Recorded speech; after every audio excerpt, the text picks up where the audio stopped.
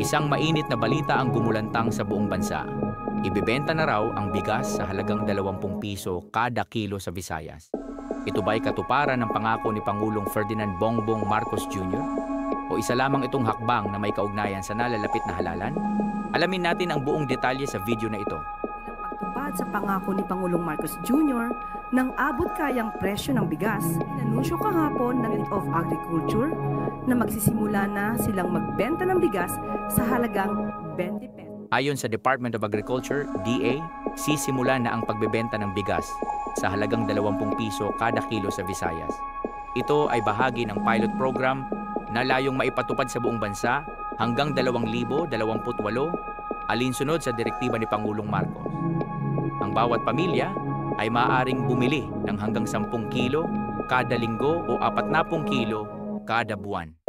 Ngunit hindi lahat ay kumbinsido. Ayon kay Pangalawang Pangulo Sara Duterte, ang programang ito ay tila isang budol o panlilinlang sa publiko lalo na't malapit na ang halalan. Sinabi pa niya na kung magbebenta kayo ng bigas sa halagang 20 piso, siguraduhin ninyong ito ay nakakain ng tao, hindi mga hayop ang mga Pilipino. Promise na naman yan sa mga tao na alam mo para lang sa eleksyon at para lang sa kanilang mga senators. Para manalo yung kanilang alyansa. Meron akong pagdududa na magbebenta sila ng 20 pesos per kilo na bigas pero hindi pang tao, pang hayop. Pag sinabi natin 20 pesos per kilo na bigas, yung pwede kainin ng tao.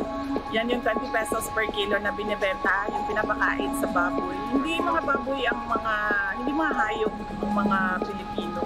Kapag nagbenta kayo ng 20 pesos per kilo, bibili kami lahat kasi pwede siya kainin ng tao. Hindi naman pinalampas ng Malacanang ang mga pahayag ni Vice Presidente Sara.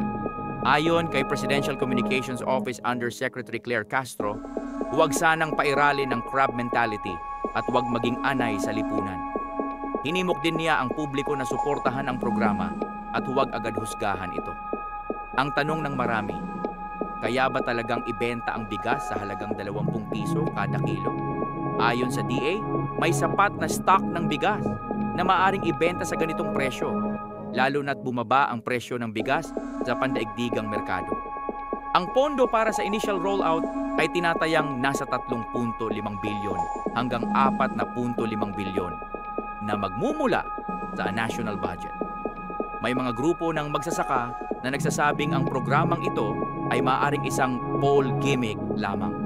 Ngunit tiniyak ng DA na ang bigas na ibebenta ay may magandang kalidad at hindi lamang para sa hayop. Ano sa tingin mo? Totoo na ba ang pangakong 20 piso kada kilo na bigas? Makakabuti ba ito sa ating mga kababayan o isa lamang itong panlilinlang? Ibahagi ang iyong opinion sa comment section. Huwag kalimutang i-like, i-share at mag-subscribe sa People's Voice PH para sa iba pang makabuluhang balita at diskusyon.